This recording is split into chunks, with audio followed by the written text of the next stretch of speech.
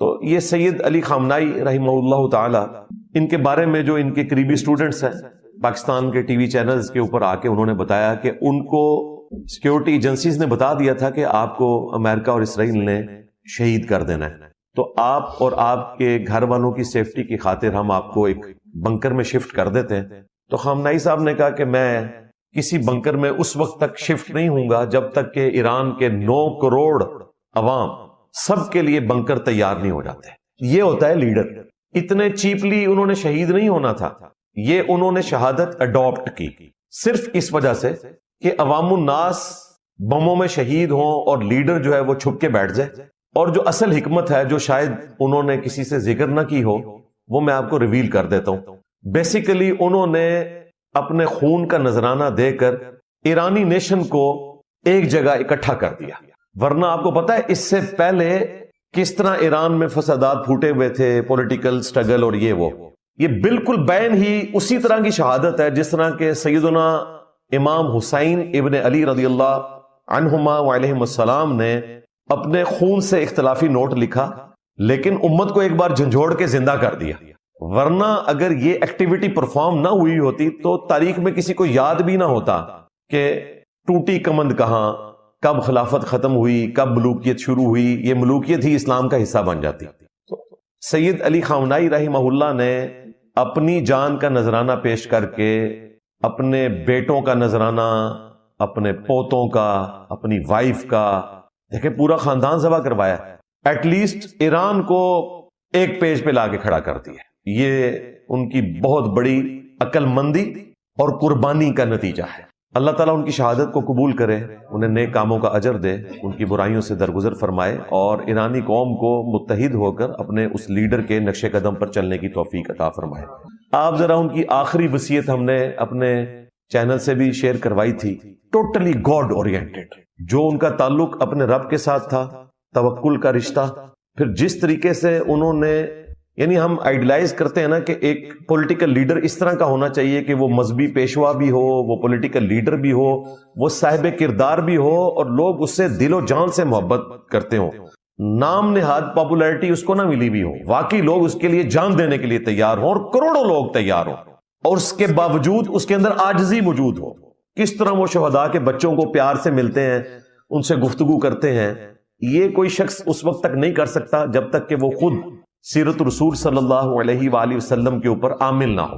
دوسری طرف اتحاد امت کے حوالے سے جو سید علی خامنائی رحمہ اللہ تعالی کی جو خدمات ہیں بڑی ایکسٹرا آرڈنری ہے، پوری امت کو ساتھ لے کر چلے، اور ظاہر ہے کہ ان کے استاد کی تربیت تھی امام خمینی کی۔ انقلاب کے بعد امام خمینی ایک سنی مسجد میں چلے گئے تو امام مسجد نے مصلی ان کے لیے چھوڑ دیا، انہوں نے کہا نہیں، امامت آپ کروائیں گے، میں آپ کے پیچھے پڑھوں گا۔ آپ نے اگر مصلی چھوڑ دیا تو یہ شیعہ لوگ تو آپ سے مسجد بھی چھین لیں گے، تو انہوں نے یہ سنی شیعہ فساد کی جو جڑ تھی نا وہ سٹارٹ ہی میں کاٹ دی تھی۔ ابھی دیکھیں بڑے کٹر قسم کے جو سنی صحافی ہیں عرب سے تعلق رکھنے والے، وہ ایران کے دورے پر گئے ہیں، انہوں نے باقاعدہ ولاگز بنائے ہیں کہ وہاں کے جو سنی ہیں وہ کتنی سکون کی زندگی گزار رہے ہیں، کوئی دنگا و فساد نہیں ہے جو یہاں پہ ہوتا ہے۔ اس کے پیچھے امام خمینی کی محنت، اور وہ تو 10 سال رہے، ان 10 سالوں میں بھی ان کو آلموسٹ 9 سال ایران عراق کی جنگ سے گزرنا پڑا، جو اس وقت امریکہ نے صدام حسین کے ذریعے مسلط کی، اور بعد میں دیکھیں انہوں نے ٹیشو پیپر کی طرح صدام حسین کو پھینک دیا۔ اصل جو تربیت کی ہے نا اس ایرانی قوم کی، وہ انہوں نے کی تھی، سید علی خامنائی صاحب نے، جو 36 سال تک آلموسٹ ان کے سپریم لیڈر رہے الحمدللہ، اور انہوں نے اپنے حصے کا کام کر دیا۔ اب نیکسٹ جو بھی سپریم لیڈر آئے گا اس کے لیے گراؤنڈز اویلیبل ہیں۔ اتحاد امت کے حوالے سے سید علی خامنائی صاحب کے جو 3 فتوے ہیں میں یہاں پر ضروری سمجھتا ہوں کہ ان کو ذکر کروں۔ نمبر 1 جو ان کا فتویٰ، جب چند ایک عرب ٹیلی ویژنز کے اوپر غالی رافضیوں نے امہات المومنین کی توہین کی، خلفائے ثلاثہ کی توہین کی، تو فرنٹ سے لیڈ کرتے ہوئے سب سے پہلے سید علی خامنائی صاحب نے فتویٰ دیا کہ امہات المومنین کی توہین کرنا یہ نبی علیہ السلام کی توہین کرنے کے مترادف ہے، کیونکہ ان کا رشتہ رسول اللہ کے ساتھ تھا صلی اللہ علیہ وآلہ وسلم۔ النبی اولا بالمؤمنین من انفسہم وازواجہ امہاتہم، نبی مومنین کی جانوں سے بڑھ کر ان پر حق رکھتے ہیں اور نبی کی بیویاں امت کی مائیں ہیں، اس میں کوئی شک نہیں ہے۔ اور جو کٹر قسم کے شیعہ ہیں ان کے لیے میں عرض کروں کہ عمار ابن یاسر سے بڑا شیعہ تو کوئی نہیں ہو سکتا نا۔ صحیح بخاری اٹھا کے دیکھیں، جنگ جمل کا موقع ہے، عمار ابن یاسر کوفے کے ممبر سے خطبہ دے رہے ہیں، حسن ابن علی سب سے اوپر والی سیڑھی پہ بیٹھے ہیں، ان کے احترام میں عمار ابن یاسر نچلی والی سیڑھی کے اوپر کھڑے ہو کر خطبہ دے رہے ہیں اور جملے سنیں، اے لوگو اللہ نے تمہیں آزمایا ہے۔ ام المؤمنین سیدہ عائشہ بصرہ سے روانہ ہو چکی ہیں، وہ دنیا اور آخرت میں تمہارے نبی کی بیوی ہیں، دنیا اور آخرت میں، یعنی کنفرم جنتی۔ لیکن اللہ تمہیں آزمائے گا کہ تم امیر المؤمنین علی ابن ابی طالب کی اطاعت کر کے اللہ کی اطاعت کرتے ہو یا عائشہ کی اطاعت کرتے ہو۔ یعنی حضرت علی کی اطاعت کو انہوں نے کہا یہ اللہ کی اطاعت ہے، اور سیدہ عائشہ کی اطاعت کرنی ہے یا اللہ کی اطاعت کرنی ہے۔ ایک طرف اتنا سخت موقف اور دوسری طرف احترام بھی کام نہیں ہونے دے رہے، وہ کہہ رہے ہیں کہ دنیا اور آخرت میں تمہارے نبی کی بیوی ہے۔ تو ہم کہتے ہیں آپ نے شیعہ بننا ہے تو عمار ابن یاسر والے شیعہ بنے۔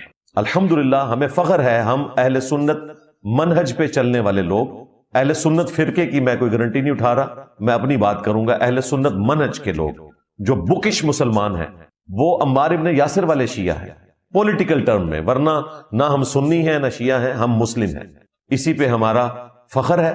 هو سماکم المسلمین، اللہ تعالیٰ نے اس قرآن کے نزول سے پہلے ہمارا نام مسلم رکھا تھا ابراہیم علیہ السلام کے ذریعے، اور اس کتاب میں بھی رکھ دیا، ملت ابیکم ابراہیم هو سماکم المسلمین من قبل وفی ھذا، یہی ہمارا فخر ہے الحمدللہ۔ تو یہ فتویٰ دیا سید علی خامنائی صاحب نے کہ امہات المومنین کی کوئی توہین نہ کرے، پھر انہوں نے کہا کہ جو مقدسات اہل سنت کی توہین کرتے ہیں ان کا اہل تشیع سے کوئی تعلق نہیں ہے، یعنی جنرل فتویٰ بھی دے دیا کہ اہل سنت کے نزدیک جو ہستیاں قابل احترام ہیں خواہ وہ اہل تشیع کے ہاں نہ ہو، مثلا حضرت معاویہ رضی اللہ تعالیٰ عنہ، ان کی بھی توہین نہ کی جائے۔ اس فتوے نے ایٹ لیسٹ گستاخیوں کے خلاف ایران میں، عرب دنیا میں بند باندھ دیا۔ چند ایک بھونکنے والے ہمیشہ سے بھونکتے رہے ہیں، وہ آندہ بھی بھونکیں گے، لیکن اوورال شیعہ کمیونٹی کو ایٹ لیسٹ انہوں نے بچا لیا۔ سب کانٹیننٹ میں تو ظاہر ہے آپ کو پتا ہے کہ سنی بھی وکھرے ٹائپ کے ہیں، شیعہ بھی وکھرے ٹائپ کے ہیں، ظاہر ہے علم کی کمی کی وجہ سے۔ دوسرا فتویٰ سید علی خامنائی رحمہ اللہ نے یہ دیا کہ آپ نے حرمین شریفین جب جانا ہے تو امام کعبہ اور مسجد نبوی کے امام کے پیچھے جماعت سے نماز پڑھنی ہے۔ یہاں پہ تو میجورٹی کہتے ہیں کہ امام کعبہ کے پیچھے نماز ہی نہیں ہوتی اور پڑھتے بھی نہیں، اور خامنائی صاحب نے فتویٰ دیا کہ آپ نے امام کعبہ کے پیچھے نماز پڑھنی ہے، اور اس پر ترا یہ کہ انہوں نے کہا کہ اگر سعودی حکومت کل کو اہل تشیع کو مجبور کر دے کہ وہ ہاتھ باندھ کے نماز پڑھیں تو بھی آپ نے امام کعبہ کے پیچھے ہی نماز پڑھنی ہے ہاتھ باندھ کے۔ حالانکہ شیعہ کے اندر پبلکلی یہ چیز عام ہے کہ ہاتھ باندھ کے نماز پڑھنے سے نماز ٹوٹ جاتی ہے۔ خامنائی صاحب نے اس کے خلاف فتویٰ دیا۔ ہم تو دونوں طریقوں کے قائل ہیں، اہل سنت کے ہاں ہاتھ چھوڑنے والی روایتیں بھی ہیں، ہاتھ باندھنے والی۔ میں چند نمازیں ہاتھ چھوڑ کے پڑھتا ہوں، چند ہاتھ باندھ کے، لیکن شیعہ کے ہاں یہ فتویٰ دینا بڑا مشکل کام تھا۔ اور تیسرا فتویٰ انہوں نے دیا کہ ماتم کے لیے جو یہ زنجیر زنی اور چھریاں مارنے والا معاملہ ہے یہ شرعی طور پر درست نہیں ہے، اپنے آپ کو نقصان پہنچانا یہ ٹیبو ہے۔ یہ فتویٰ دینا ایٹ لیسٹ سب کانٹیننٹ کے شیعہ کو اپنے خلاف کرنا تھا، کیونکہ یہاں کے شیعہ جو ہیں وہ شیعان علی تو اس لیول کے نہیں ہیں، عزادار ہی ہیں زیادہ تر، اور وہ زنجیر زنی، چھریوں کا ماتم، آگ پر ماتم، گولی کا ماتم، عجیب و غریب قسم کی بدعات جو ہیں وہ شروع ہو چکی ہیں۔ تو ان بدعتوں میں خامنائی صاحب کا یہ فتویٰ آنا بڑا دلیری کا کام تھا۔ مجھے بتائیں اہل سنت میں آج تک کسی کی جرت ہوئی ہے کہ وہ فتویٰ دے دے کہ اہل تشیع کے پیچھے نماز پڑھنا درست ہے؟ وہ تو کہتے ہیں یہ مسلمان ہی نہیں ہے، ان کے ساتھ نکاح نہیں ہو سکتا، ان کا جنازہ پڑھیں گے تو اپنا نکاح ٹوٹ جائے گا۔ ہاں سوال رکھ دیا تھا تو انہیں جواب دینا پڑا۔ جواد نقوی صاحب کو میں نے کہا آپ اس طرح کے سوالات نہ انٹرٹین کیا کریں۔ وہ کہتے ہیں میں نے بھٹی صاحب کو بتایا تھا کہ آپ نے اس قسم کے سوال نہیں کرنے، مجھ سے انٹرنیشنل پالیٹکس ڈسکس کریں۔ بہرحال انہوں نے کر دیا تو مجھے مجبوراً جواب دینا پڑا۔ تو اس میں انہوں نے ایک بات کی جو میں یہ سمجھتا ہوں کلیئر کرنا ضروری ہے۔ سیدنا حمزہ بن عبد المطلب رضی اللہ تعالیٰ عنہ علیہ السلام کے حوالے سے غزوہ احد میں جب ان کی شہادت ہوئی تو نبی علیہ السلام نے ان کی شہادت کے اوپر نوحہ کرنے کا حکم دیا تھا صحابہ کرام کو۔ یہ بات بالکل درست ہے، لیکن یہ اس وقت کی بات ہے جب نبی علیہ السلام نے اس کو حرام نہیں فرمایا تھا. وہ اسی طریقے سے رسومات چل رہی تھی اور آپ نے کہا کہ حمزہ پہ تو کوئی رونے والا بھی نہیں ہے. پھر کچھ عورتیں انصار کی آئیں اور انہوں نے وہاں پر نوحہ کیا, آہو بکا کیا بلند آواز سے. اس کے بعد نبی علیہ السلام نے اس چیز کو قیامت تک کے لیے منع فرما دیا. جو حدیث پیش کی جواد نقوی صاحب نے, وہ حدیث بخاری اور مسلم دونوں میں موجود ہے کہ جب نبی علیہ السلام کے بیٹے ابراہیم کی وفات ہوئی, جو سیدہ ماریہ قبطیہ سے پیدا ہوئے تھے سلام اللہ علیہا, تو وہ شیر خوارگی کی عمر میں فوت ہوئے, آخری سانس لے رہے تھے. بخاری مسلم کے الفاظ ہیں, نبی علیہ السلام نے ان کو اپنی گود میں اٹھایا ہوا ہے اور ان کا سانس اکھڑ رہا ہے. نبی علیہ السلام کی مبارک آنکھوں سے مسلسل آنسو جاری ہیں اور نبی علیہ السلام کہتے ہیں ابراہیم تیری جدائی پہ دل غمگین ہے لیکن ہم اللہ کی رضا پر راضی ہیں. تو صحابہ کرام نے عرض کیا یا رسول اللہ, آپ نے تو میت کے اوپر آہو بکا کرنے سے منع کیا ہے, تو آپ رو رہے ہیں اپنے بیٹے کو اس حالت میں دیکھ کے. تو آپ علیہ السلام نے فرمایا کہ رونا جو ہے یہ رحمت ہے اور یہ اللہ کی طرف سے ہے, اور اللہ تعالی رحمت فرمانے والا ہے ایسے لوگوں پر جن کے دلوں میں رحم موجود ہوتا ہے. یعنی اگر دکھ کی وجہ سے آنکھوں میں آنسو آئیں تو یہ سنت ہے, لیکن ان آنسوؤں کے ساتھ آواز بلند نہ ہو, چیخو پکار نہ ہو, رخسار پیٹنا نہ ہو, گریبان پھاڑنا نہ ہو, ان چیزوں کی ممانعت ہے. وہ بخاری مسلم میں حدیث موجود ہے. اللہ کے محبوب صلی اللہ علیہ وآلہ وسلم نے فرمایا کہ جو شخص غم کی حالت میں گریبان چاک کرے, اپنے رخسار پیٹے, تو یہ اس کا عمل زمانہ جاہلیت سے تعلق رکھتا ہے, جس کو نبی علیہ السلام نے بعد میں بین کر دیا. ایک اور حدیث ہے بخاری اور مسلم میں, اللہ کے محبوب صلی اللہ علیہ وآلہ وسلم نے فرمایا کہ جو کوئی شخص غم کی حالت میں اونچی آواز سے روئے یا اپنے کپڑے پھاڑے تو اس کا مجھ سے کوئی تعلق نہیں. اس قسم کی کئی ایک روایتیں موجود ہیں اہل سنت کے ہاں.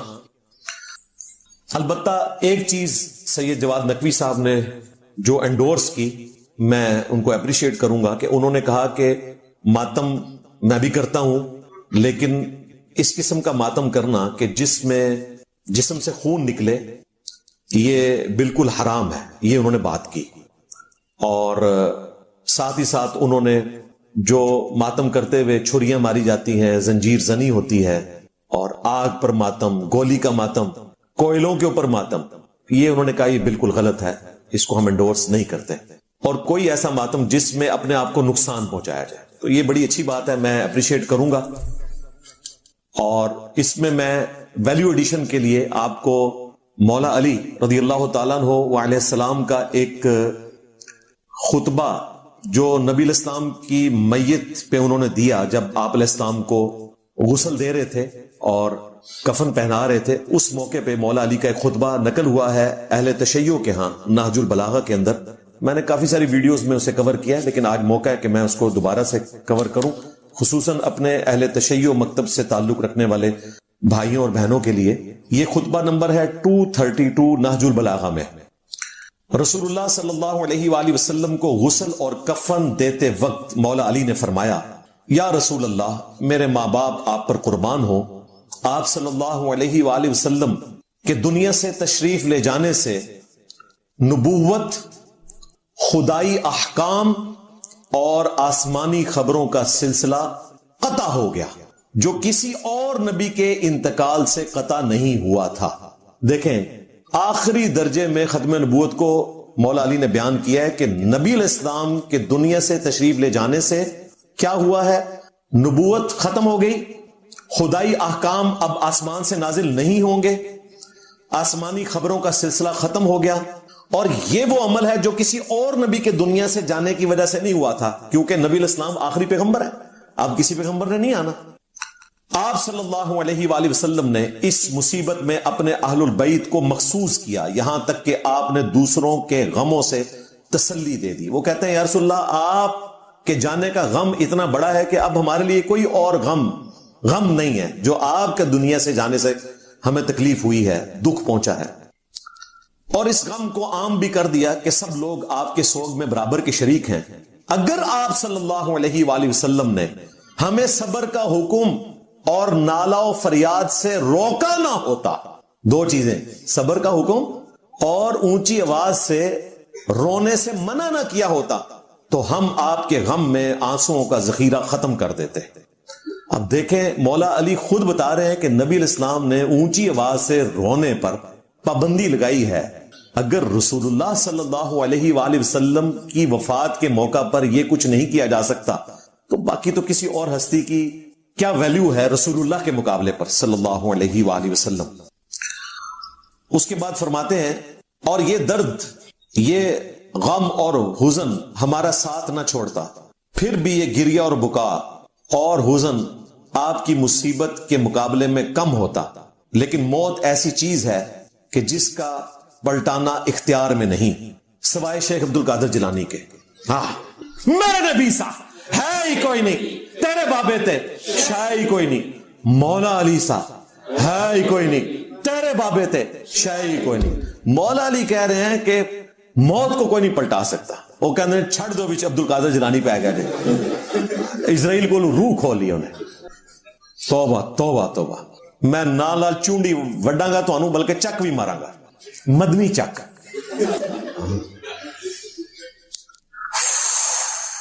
جس کا پلٹانا اختیار میں نہیں اور نہ اس کا دور کرنا بس میں ہے. میرے ماں باپ آپ پر قربان، ہمیں بھی اپنے پروردگار کے پاس یاد رکھیے گا اور ہمارا خیال رکھیے گا.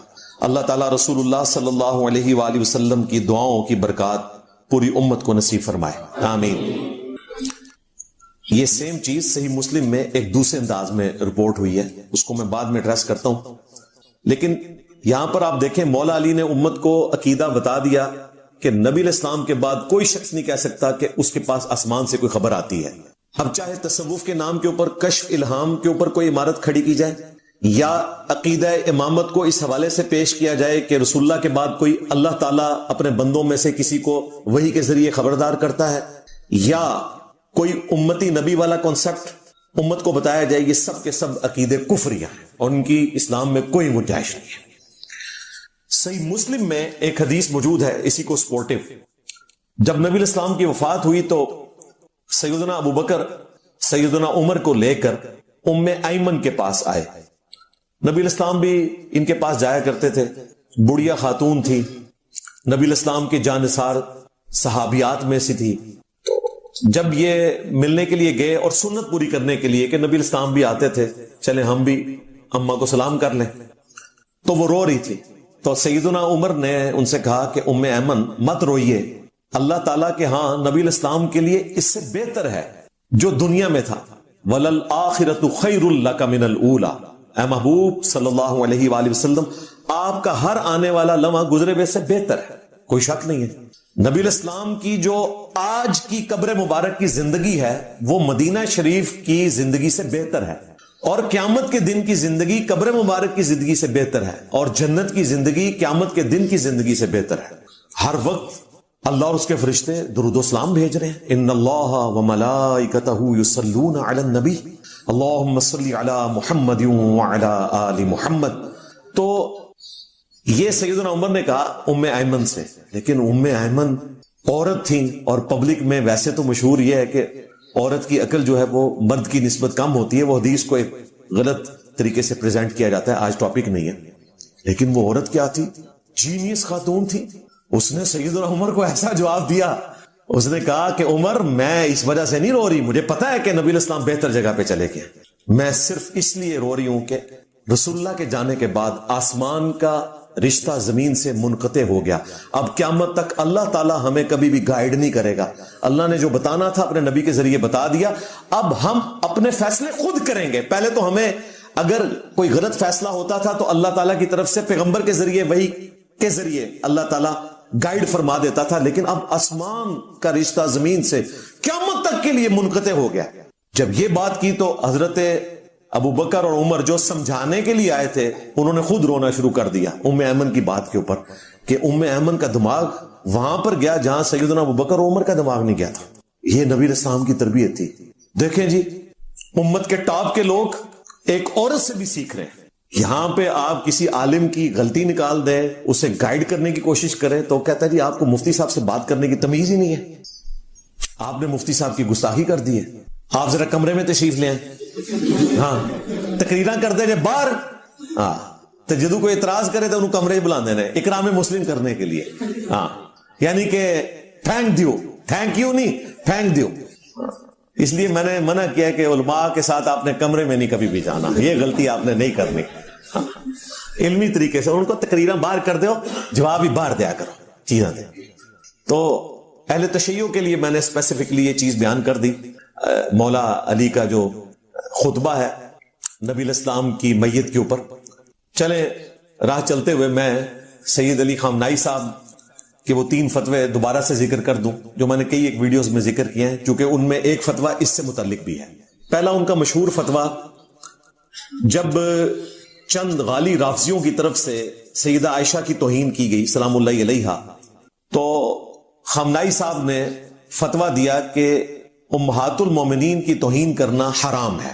اور اس پہ ترا یہ کہ انہوں نے کہا کہ جو ہستیاں اہل سنت کے ہاں مقدسات کا درجہ رکھتی ہیں, چاہے خلفائے راشدین ہو یا امہات المومنین, ان میں سے کسی کی توہین کرنا حرام ہے. امہات المومنین تو ظاہر ہے مسلمانوں کے لیے ایک کامن فیکٹر ہے.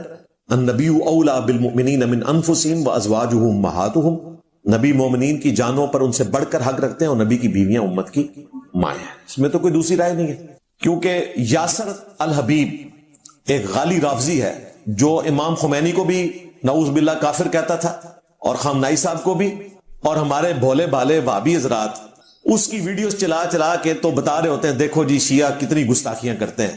اور وہ تو شیعہ کو بھی کافر سمجھتا ہے کہ جی سیدہ عائشہ کی وفات کے دن وہ کیک کاٹ رہا ہے, نعوذ باللہ وہ اس قسم کے سلوگن بیان کر رہا ہے جس میں توہین آتی ہے. ان کا اہل تشیع سے کیا تعلق, جبکہ خامنائی صاحب نے فتویٰ دے دیا. دوسرا فتویٰ دیا خامنائی صاحب نے کہ اہل سنت کے ائمہ کے پیچھے نماز پڑھیں, امت کی جمعیت سے الگ نہ ہو. ایون اگر اہل سنت آپ کو ہاتھ باندھ کر نماز پڑھنے پر مجبور کریں تب بھی ان کے پیچھے نماز درست ہے, خواہ امام کعبہ ہو یا کوئی اور اہل سنت کا امام. حالانکہ اہل تشیع کے ہاں مشہور جو بات ہے وہ یہی ہے کہ ہاتھ باندھنے سے نماز باطل ہو جاتی ہے, جس طرح سنیوں میں مشہور ہوا ہے کہ ہاتھ چھوڑنے سے نماز باطل ہو جاتی ہے. حالانکہ اہل سنت کے ہاں ہاتھ باندھنے کی روایتیں بھی ہیں, ہاتھ چھوڑنے کی بھی, دونوں طریقے سنت ہیں. بلکہ وہ ہمارے انور بٹ صاحب نے اس دن بڑی اچھی بات کی.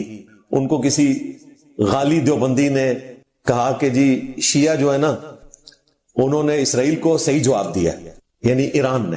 تو انہوں نے کہا ہاں جواب تو دینا تھا نا, آپ لوگ ہاتھ باندھ کے نماز پڑھتے ہو اور شیعہ کے تو ہاتھ کھلے ہوئے ہیں, جس کے ہاتھ کھلے ہوئے ہیں وہی ہاتھ اٹھائے گا نا, ہاتھ باندھنے والے تو ایسے کر کے کھڑے ہوں گے لو سامو, یہ چٹکلے کے طور پہ. ان کا بھی دین اسی طریقے سے چل رہا ہے نا, کبھی کوئی مثال دے دی کبھی کوئی مثال دے دی, تو پھر ٹھیک ہے ادھر سے بھی مثالیں سنبھالیں آپ. ہاں تو ہاتھ باندھنا ہاتھ چھوڑنا دونوں سنت سے ثابت ہے. لیکن ہم اسے کیسے مان لیں کہ جی نبی الاسلام کی وفات کے بعد ایک پینڈو شخص تھا, کوئی عرابی تھا, وہ قبر رسول پہ آیا اور اس نے کہا یا رسول اللہ قرآن میں حکم آیا وَلَوْ أَنَّهُمْ إِذْ ظَلَمُوا أَنفُسَهُمْ جَاءُوكَ, تو میں نے اپنی جان پہ ظلم کیا, میں آپ سے دعا کروانے کے لیے آیا ہوں. تو ایک اور شخص وہاں بیٹھا تھا, اسے اونگ آ گئی, وہ خواب میں حضور علیہ السلام آئے اور کہا اس کو بشارت دو کہ تجھے بخش دیا گیا اور میری شفاعت تیرے حق میں قبول کر لی گئی. وہ کہتے ہیں دیکھیں جی قبر پہ جا کے آپ مانگ سکتے. لکھی کہاں ہوئی ہے, وہ کہتے ہیں روایتوں میں آیا ہے, اور کوئی تھوڑا سمجھدار ہے وہ کہتا ہے جی اس طرح کی ایک روایت مصنف ابن ابی شیبہ میں موجود. کڈو جی المصنف ابن ابی شیبہ میں روایت ضرور موجود ہے, لیکن سر وہ روایت ضعیف ہے, مالک الدار والی. اس میں آمش مدلس ہیں اور ان سے روایت کر رہے ہیں اور سما کی تصریح نہیں ہے, منقطع روایت ہے. صحیح مسلم کے مقدمے میں امام مسلم نے لکھا ہے کہ مدلس کی آن والی روایت سما کی تصریح کے بغیر ضعیف ہوگی جب تک وہ حدثنا یا اخبرنا بیان نہیں کرے گا, وہ ان سے روایت کر رہا ہے. یہ روایت ضعیف ہے مالک الدار والی کہ وہ حاضر ہوئے قبر رسول پہ وَلَوْ أَنَّهُمْ إِذْ ظَلَمُوا أَنفُسَهُمْ جَاءُوكَ, پھر انہیں اونگ آ گئی, نبی علیہ السلام خواب میں آئے, فرمایا عمر کو جا کے میرا سلام کہنا اور اسے کہنا کہ سختی نہ کرے, ان قریب اللہ تعالیٰ تمہیں سراب کرے گا. اور یہ پیغام کس کو جا کے دے رہے ہیں, حضرت عمر کو. جعلی روایت ہے, حضرت عمر کو پیغام دیتے تو آگے کیا ہونا تھا وہ میں آپ کو بعد میں بتاؤں. روایت ہی جعلی ہے, یہ ایسا ہوا ہی نہیں ہے, اس میں تدلیس ہے. اور اگر وہ کہتا ہے میں نے اس قانون کو نہیں ماننا محدثین کے, تو پھر ہم اسے پھکی دیتے ہیں کہ مسند امام احمد میں ایک حدیث ہے جو مشکات میں بھی موجود ہے, اس میں سیم حکم ہے. یہ تو آمش تو بہت چھوٹا ہے, ایک تابعی ہے حسن بصری 70 صحابہ کا شاگرد, وہ ان سے روایت بیان کر رہا ہے کہ نبی علیہ السلام نے فرمایا کہ جو شخص اپنے جاہلی نسب پر فخر کرے اسے کہو کہ تجھے بڑا فخر ہے نا اپنے نسب پہ، اپنے باپ کی شرمگاہ کاٹ کے اپنے منہ میں رکھ لے، اور یہ بات کنائے سے نہ کرو، ڈائریکٹ اس کو کہو کہ تو اپنے باپ کی شرمگاہ کاٹ اپنے منہ میں رکھ۔ کیا رسول اللہ ایسی بات کر سکتے؟ یہ بھی روایت ضعیف ہے۔ پھر اس کو بھی صحیح مانو، آمش تو چھوٹا ہے، حسن بصری تو بہت بڑا ہے، اس کی بھی ہم آن والی روایت سما کی تصریح کے بغیر نہیں مانتے کیونکہ مدلس ہے۔ تو مانو اس روایت کو، اپنا ایمان برباد کرو۔ قرآن تو کہہ رہا ہے وَإِنَّكَ لَعَلَىٰ خُلُقٍ عَظِيمٍ، نبی تو اعلیٰ ترین درجے پہ ہیں اخلاقیات کے، وہ یہ بات کریں گے۔ بخاری اور مسلم دونوں میں حدیث ہے، ابو سعید خدری کہتے ہیں نبی علیہ السلام میں ایک پردہ نشین کنواری لڑکی سے زیادہ شرم و حیا تھی۔ تو یہ پردہ نشین کنواری لڑکی یہ گفتگو کر سکتی ہے؟ تو یہ کہانی ہے ساری۔ اب آج حضرت عمر کی طرف، جنہوں نے متھے مارنے کی کوشش کی تھی شاید۔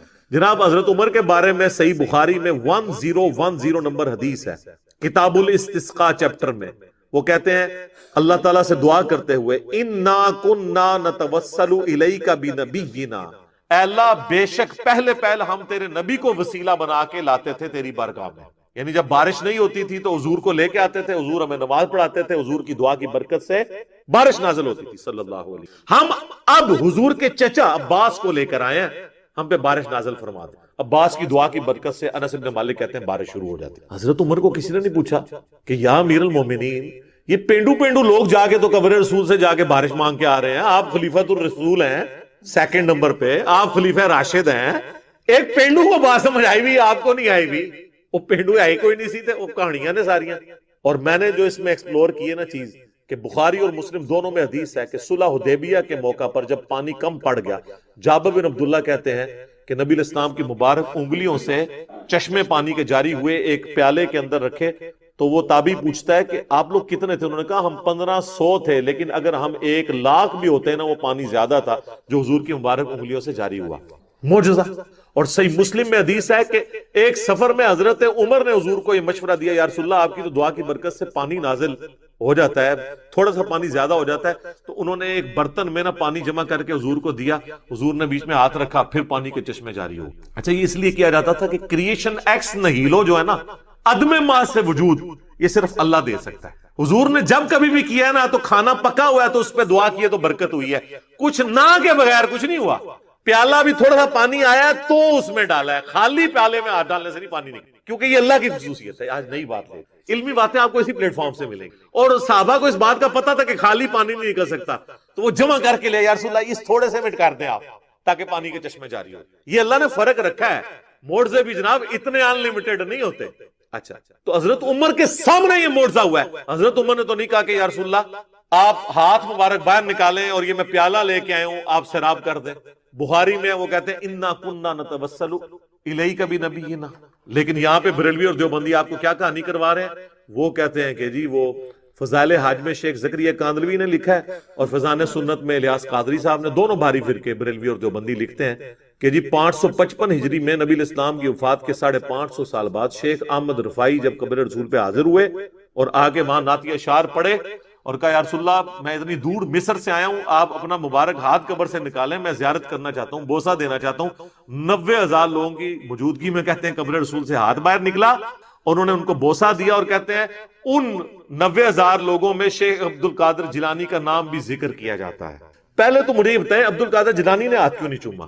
اتنی گستاخی کہ اللہ کے نبی کا ہاتھ نکلے قبر سے، میرے سامنے نکل رہا ہو تو میں تو بدبخت ہوں کہ میں یہ منظر دیکھ رہا ہوں، اور وہ شیخ احمد رفاعی عبد القادر جیلانی کا مرید ہے، مرید کے لیے ہاتھ نکل رہا ہے اور پیر محروم ہے۔ کڈی بڑی کہانی ہے۔ انہاں تے عبد القادر جیلانی دا نا تاں پایا سی کہ بریلوی ڈر کے نا چونکہ 11ویں دن نے مان لین گے اس واقعے نو، اور دوسرا جھوٹ ہے کہ 555 ہجری 90,000 دا مجمع مسجد نبوی چ آندا ہی نہیں سی۔ 90,000 کا مجمع تو آج سے 100 سال پہلے بھی نہیں آتا تھا، اور آپ لوگ 1000 سال پہلے بتا رہے ہو مسجد ہی چھوٹی سی تھی۔ کہانی ہے، بالکل کہانی، اور اس طرح کی کہانیاں انہوں نے پھر مشہور کر دی۔ اور حضرت عمر کا میں نے آپ کو عقیدہ بتا دیا، اور یہ کہانی پھر یہاں ختم نہیں ہوئی سر۔ المحند علی المفند میں انہوں نے نبی الاسلام کے بارے میں لکھا کہ ہم حضور کو اپنی قبر کے اندر حقیقی حصی دنیاوی زندگی کے ساتھ مانتے ہیں، دنیاوی زندگی، حالانکہ وہ آخرت کی ہے۔ اللہ تو شہید کے بارے میں کہہ رہا ہے وَلَٰكِن لَا تَشْعُرُونَ، شہید زندہ ہے لیکن تمہیں اس کا شعور نہیں ہے۔ یہ کہتے ہیں نبی الاسلام کی دنیاوی ہے۔ سر دنیاوی ہے تو پھر سانس، ٹوائلٹ، کھانا پینا کدھر گیا؟